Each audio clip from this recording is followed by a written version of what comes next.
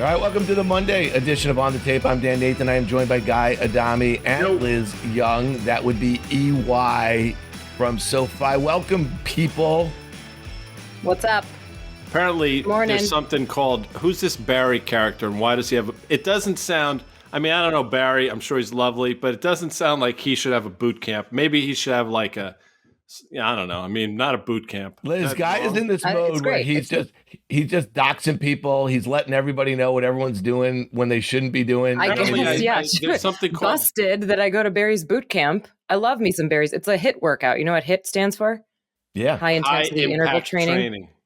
Guy has been known to do that every once in a while. All right, guys, we got a lot to cover in a short amount of time. Guys, let's talk about it. There was a down week in the S&P 500, Guy, and as you like to say, when the market is just screaming green, or like you ask the question, why was the market up? And the answer is always because it was open. It was open last week, but it was down on the week, Guy. Talk to us a little bit about that. There were a lot of things definitely we want to bookmark, but I thought the reversal on Friday was pretty noteworthy. We've seen over the last 18 months or so, I would say 85 to 90% of the Fridays, the market just sort of does this levitation, especially in the last couple hours of the day, for no real reason that I could ascertain.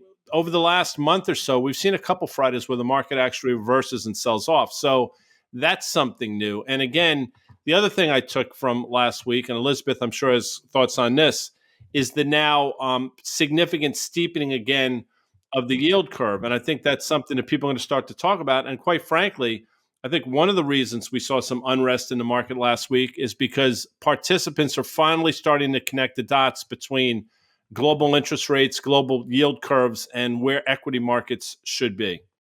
Yeah, well, obviously the steepening in the yield curve is something that I watch obsessively. We're at 72 basis points now, and we had been kind of hovering around 100 basis points for a long time. I think all three of us knew that at some point it would have to right itself, and that's usually the part that is really painful for equity markets. So far we haven't seen deep pain in equity markets, but to your point, Guy, I think if you look around the globe, some of the things that at least US investors are starting to wake up to is that it turns out we are not the only ones with a central bank issue. We are not the only ones with an inflation issue. And now you've got yields across the globe rising. You've got steepening yield curves happening all over the place, which wreaks havoc on just basically valuations everywhere. So whether it's something where we just have to get used to a new normal, or if it's something where we have to kind of reset all valuations, I think we probably need to do more of a reset. Now, depending on how hard of a reset it is, that's what will decide how much pain we go through. But I do think that we need a reset probably across the globe in valuations. Yeah, it's funny when you think about the data, Guy, you just talked about that reversal on Friday. Originally, equity investors liked the data. This is the July jobs report. We saw the unemployment rate, though, go to 3.5%, 70-year low. And there's still wage inflation, so the point is, and then we get, this morning, we get this Fed Governor Bauman, or over the weekend, suggesting that, they see, or she sees, more rate hikes to battle inflation. It's just the jobs picture doesn't make it any easier for the Fed right now. And, it's interesting because she specifically said, more rate hikes to get the inflation down to the 2% target. And we spent some time last week talking about that, whether we think the Fed, kind of signals that they're okay at readjusting that higher. It doesn't seem from some of the Fed speak, Guy, that they are. And so that's the thing that continues, I think, to weigh a little bit on equities here, because if we were to see, as you've been calling for, a reacceleration inflation, that just means that rates are going to go higher. They're going to stay higher for longer. And sooner or later, that lag effect, right, that we've been talking about, that 12 to kind of 18 months, we're going to be solidly, Liz, in that sweet spot. So guys, talk to me a little bit about that, because some of the readings over the weekend and some of the commentary was that, we do have a weakening in demand in the job growth. Wage inflation stays high, but unemployment rate goes lower, Guy. It seems like a pretty messy picture on the jobs front. It's interesting. I think we're in the period of time now into September, into Jackson Hole, where you're going to start to get these conflicting Fed officials, Fed governors coming out and saying things. And there's going to be, I think, for every Fed official that comes out and says they see continued rate hikes, you're going to get one or two that says, you know what, time for a pause, look for rate cuts in the first part of next year. And you actually got some of that over the weekend. So I think you're going to get a lot of these cross currents. But to your point about the lag effect, sometimes storms converge at the worst possible time and they find themselves on land exactly at the same time. And that's going to be, I think, in the form of the reacceleration of inflation, September, October, November, which will coincide with the lag effect that you just mentioned, somewhere between 12 and 18 months. The numbers, the math lines up exactly like that. So if that lag effect kicks in and acceleration of inflation rears its ugly head at a time where you need neither, it's going to be challenging for the market. But that's something we've been saying for a while. Well, I think what's confused me specifically is the fact that the market might even know this, but it doesn't seem to want to acknowledge it, and it sort of levitates prior. But as we know, things change quickly. I mean, Friday's a good example. That's anecdotal, I know, but it's a good example of how quickly things do turn.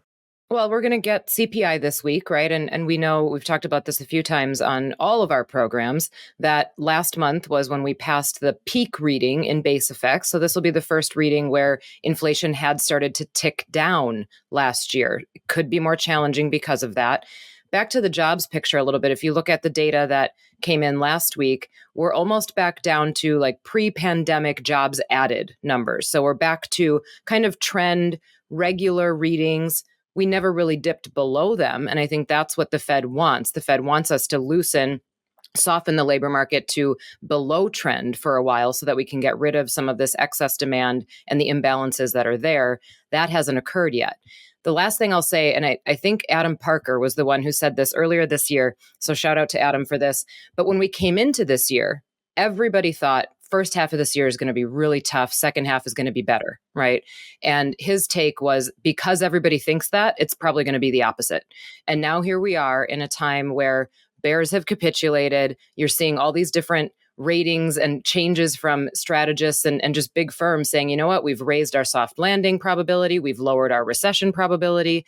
Now it's starting to feel like because everybody thinks there's going to be a soft landing, maybe that's the thing that won't happen anymore. Yeah, it is remarkable how many strategists, economists have kind of pulled their 2023 first half, 2024 recession sort of outlooks, and I got to tell you that is kind of signaling something to me that we're probably way too complacent about those lag effects and the risks. And the most important thing to me that I saw on Friday afternoon was, Apple opened down after its, relatively disappointing earnings. And it wasn't a bad quarter by any means, but they're just not kind of putting up the sort of growth that would kind of justify the multiple that a $3 trillion market cap company that's growing, earnings and sales, mid to high single digits, in my opinion, should be afforded. But, the stock opened down a few percent. And then at 2 p.m., it dropped 1.5% in the late in the afternoon. When you see that sort of behavior, okay, it's a summer Friday, that sort of thing closes on the low.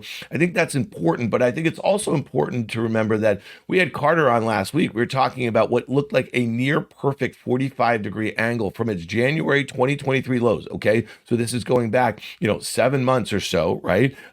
To where it was at its highs just a couple weeks ago. It gained 60%, okay, to a $3.1 trillion market cap company. Now it is down about 8.25% from there. Think about that. That's $250 billion in market cap, just taking a little bit of the excess, a little bit of the froth of this move or so. And to me, you better continue to have rotation into some of those cyclical, sort of things that have seen money move into them, okay, as we've seen the relative underperformance of mega cap tech of late. But if those charts start to do the other ones, Apple's peers, what Apple just did, it firmly broke that uptrend that has been in place. And you don't want to see the technicals start to deteriorate in some of the biggest market leaders, the things that have gotten you here and kept you here.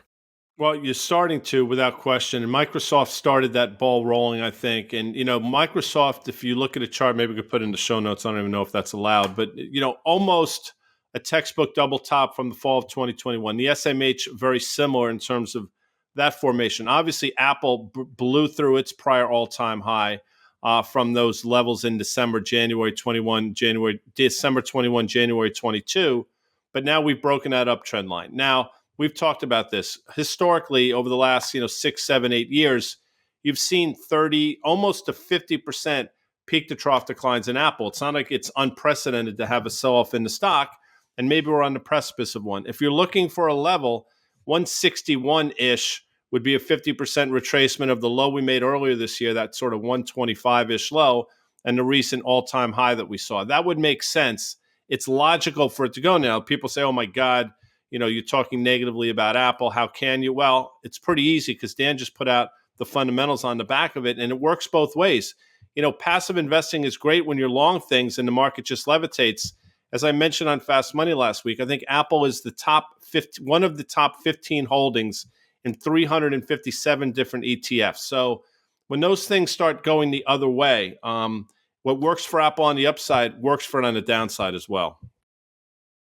Yeah, and Liz, one of the things that we've been talking about, when you talk about what would be the causes of a resurgence in inflation, and Guy, you've been putting in our chat some of these stories about just these Russia and China exercises and near Alaska, and us U.S. sending destroyers. There was, in the South China Post, you had a story here. Mainland China airs documentary signaling military preparation for Taiwan attack and willingness to sacrifice. It seems like there is a drumbeat, at least from, I don't know. It just seems like the sort of thing that if you are a U.S. multinational and you've been scurrying away, to diversify your supply chain after the pandemic, and you saw what happened there, Liz, it really seems like companies like Apple, companies like Tesla will squarely be in the focus here, because not only do they rely on Chinese labor, right, and just how they've oriented their supply chains, they rely on consumers. When you start to have nationalistic tendencies work in countries like China, where they can really dictate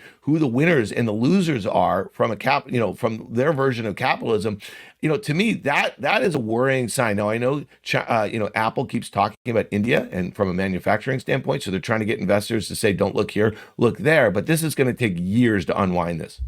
Well, it's been okay for companies so far with inflation because they've had pricing power. They've been able to raise prices and they've been able to pass it all through, and that is now sticky. I think what we don't realize is that once a company raises prices and passes it through, those are pretty permanent until you hit the skids in some type of recession situation, and they can lower prices again.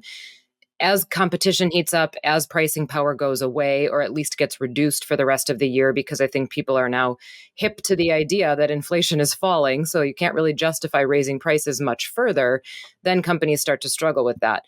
I would remind everybody of what happened when Russia-Ukraine broke out. Before that all occurred, we hadn't worried about Russia as an issue in global oil supply. We hadn't worried about the supply of wheat. We hadn't talked about the breadbasket that was over there in Eastern Europe. And then very, very suddenly, we had commodity prices that rose because of supply shocks that occurred seemingly overnight, right? So this stuff can happen really, really fast. It can disrupt global supply really, really fast. To your point, Dan, this might be more of a labor disruption than an actual supply of stuff disruption. But if there's something that bleeds over into oil supply or into some type of shock that would ripple around the globe, it goes quickly and it's so fast that you can't catch it from an investment standpoint. And let me just echo something, or just sort of amplify. People say, the contra to the China-Taiwan situation is, why would China do something like that? They have so many problems. Why do they want to thrust themselves into that situation? And that makes sense. I mean, logically, that makes sense. Well, it's funny about history. The United States was in dire straits in the late 1920s, 1930s, and what basically helped get out of what was a prolonged period of economic weakness was World War II. So again, I don't want to make the corollary necessarily, but sometimes that's exactly what countries need to sort of kickstart their economies. But I guess my point is, all the signals are there. I mean, China is basically telling you what they're going to do. And the fact that the market is not acknowledging it whatsoever, or they seemingly think they have the bandwidth or the room or the time to get ahead of what could be a pretty quick happening, I just don't get it. And if you listen, I think it was the founder of SoftBank a week or so, or 2 weeks ago, talked about the potential catastrophic impacts to global markets if China were to do something in Taiwan. So it's all, I mean, you can read, it's not just me talking, it's not Dan or Elizabeth talking. I mean, it's all out there to read about, and it's not necessarily just one-sided reporting. I mean, these are people that obviously understand the situation and are just reading the tea leaves.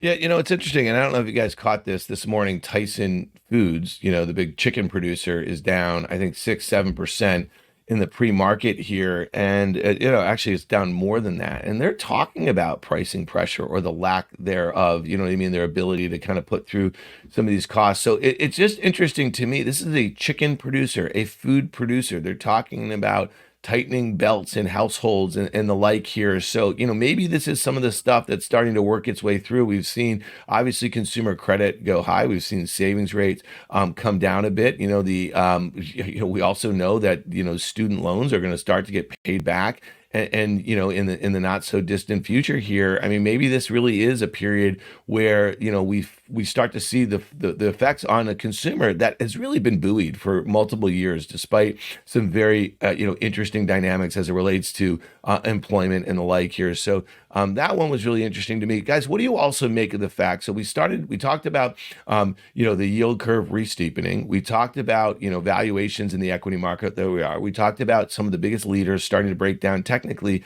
Did you see some of the price action in some of these like new meme stocks? Tupperware last week. I mean, Yellow that filed, the trucking company that filed for bankruptcy. You saw the week that it had. I mean, when you think about some of the behavior, Rite Aid is another one, and some of these names and what, retail investors are moving towards at a time where rotations are only exciting enough for a lot of retail investors, especially when you start seeing, there was a story I think we talked about on the pod last week where hedge funds are degrossing. Okay. They're taking down longs and shorts, right? So, you have that situation where if people don't see a clear path forward, or at least, what we want to say institutional players, they start to degross, especially after the gains that we've seen in the stock market. The S&P is up, nearly 17% year to date. It is, a few percent off its highs. The NASDAQ 100 is off, up 40% of the years. And then, you have, retail traders reaching for that stuff. That tells me a lack of conviction. And that's not a good place when we had a VIX at 13 just a week ago, and now it's at 17. Well, okay, first of all, though, go ahead, Liz, sorry. Big fan of Tupperware. Okay. I mean, not the stock, but just Tupperware in general. It's one of those companies that then became, like you say, can I have a Kleenex? Kleenex is a brand. It's not the actual. Let's play this game. Elizabeth, let's play this game. Did you know a Q-tip is not a Q-tip? It's a cotton swab. Cotton swab. Jello is not Jello. It's gelatin. Band-Aid, for example, it's not a band. It's an adhesive strip. So I love what you did there. By the way, there's a great All in the Family episode where Edith Bunker has a Tupperware party and she practices her pitch. Anyway, back to you, please. I've made friends at Tupperware parties. That's like such a Wisconsin thing, such a Midwest thing to go to Tupperware parties and ooh and ah over the different colored tops. And you went to a Tupperware type party this past weekend, didn't you? It was similar, not quite the same. Okay, fair enough. Anyway, pivoting. Wait a second. I think you can't. No. There's clearly something going on there. Should we elaborate, or should we just blow right past it? Okay. We keep moving. Not for the show notes either, people. But yeah. In all seriousness, the fact that Tupperware is a stock that we're talking about right now. I mean, it's like one of the oldest companies, one of the oldest stocks, and they haven't changed their products in I don't know how long. This is obviously not something where it's like, oh, the fundamental picture of Tupperware is now way more attractive than it was 2 months ago. The idea that there are new meme stocks, or that meme stocks still exist at all, and they're getting excitement for no real fundamental reason.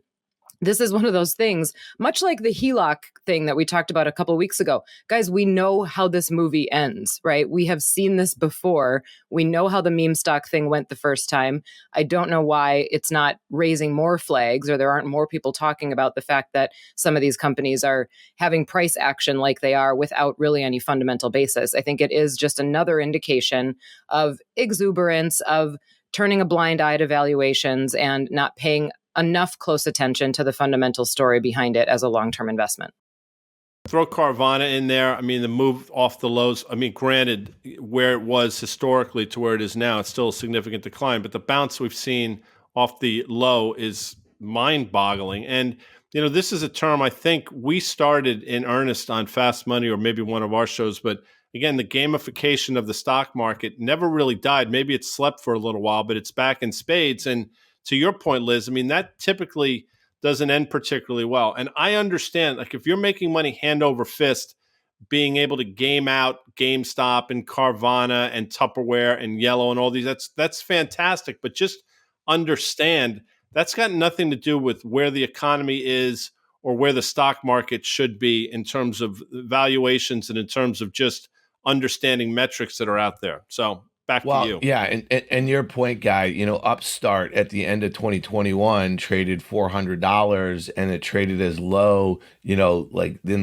this year as like $11, and it traded, from 11 to 70. And if you figured out how to make money in that, whether you're using maybe 0 days to expiration options, or maybe you're YOLOing, 1,000 shares or this or whatever, and you're having those gains, that makes sense. But there's no fundamental reason. And the reason I bring all of this up is that, when you see these sorts of short squeezes in companies that business models have been proven to be just not particularly worthy, and these stocks should not be publicly traded companies, and they're contemplating bankruptcy, and all that sort of stuff, and you want to take them up 3,000%, that's fine. Have at it. It's not a game that we play, but understand that if all things being equal, these stocks are going to rest on their fundamental laurels. They're going to go way back down. The likelihood that these companies are going to be able to kind of reorganize their businesses and become, better companies that are going to be investable securities is probably not likely. And if it is the case, you probably want to be in the debt, not the equity.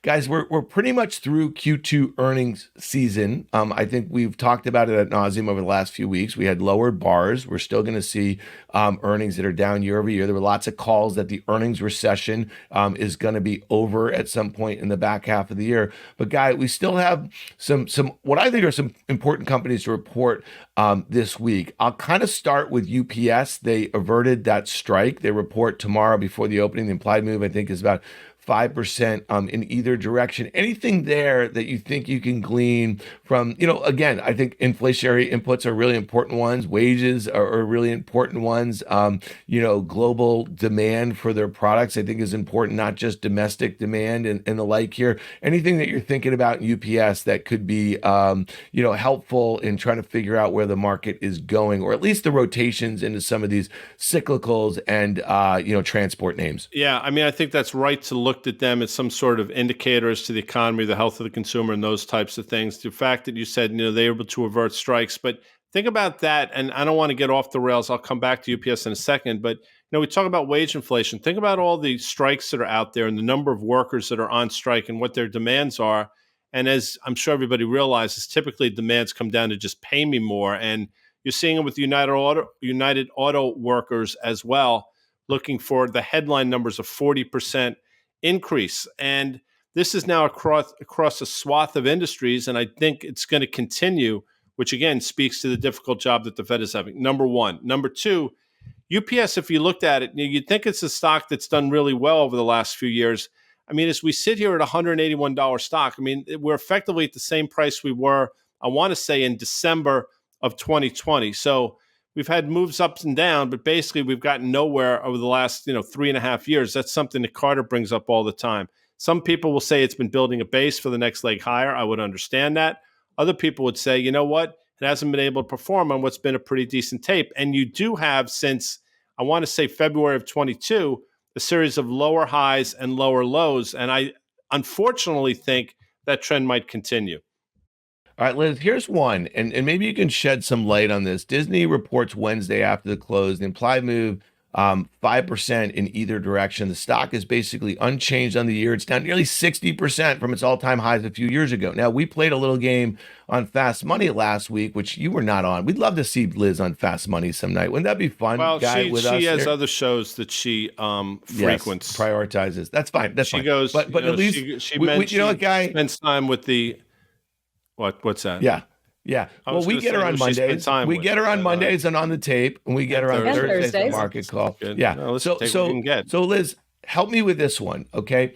Nike is basically down on the year, down 5%. Starbucks, okay, like down, flattish on the year. What's wrong with these kind of, let's call them high-end consumer discretionary names? Why are they not participating in a market that seems, it's like we've just gone through this, rising tides have lifted all boats in 2023.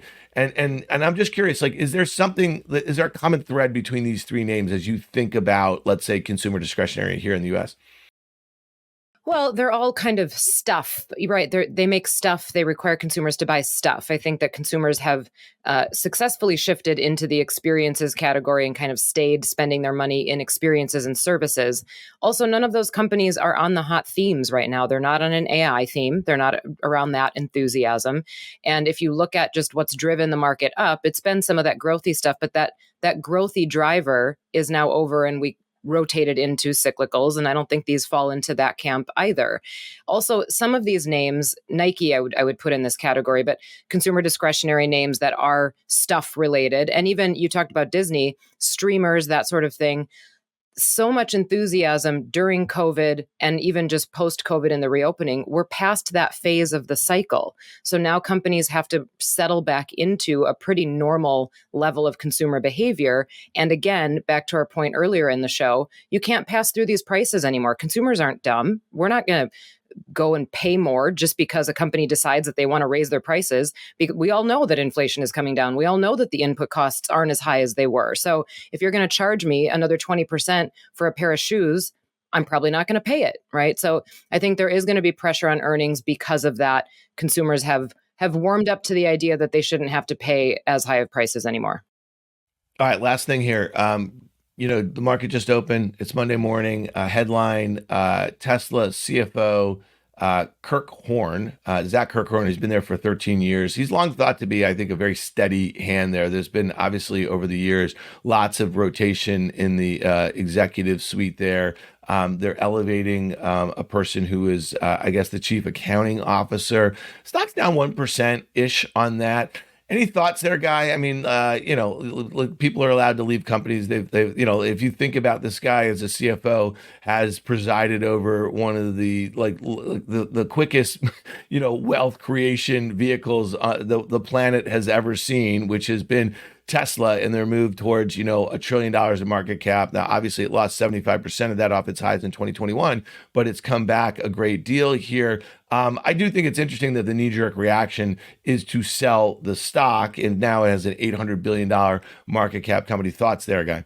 Well, I don't know if it was anticipated. I don't follow it that closely. And, again, as you said, people are allowed to leave positions. I mean, there's no law against that. But typically, when you see, especially for some reason, when CFOs leave companies, the warning signs always seem to go out and they flash red. So let's put it this way. It's not a positive for sure. And I guess why, at least for now, the stock's down 1% or so. Yeah, I think it'd be interesting if they had hired somebody from outside the company, from a very reputable sort of firm. I think that probably would have been something, in my opinion, a vote of confidence in, in their management, that sort of thing, as far as somebody coming from the outside and taking over the reins. But I also get what it means to have somebody internally who's very familiar with the processes and the like here. So again, all right, well, that's that. We got a lot going on this week, people. Liz Young, we really appreciate you being here with Guy and me early on a Monday morning. Guy Adami, thanks a lot.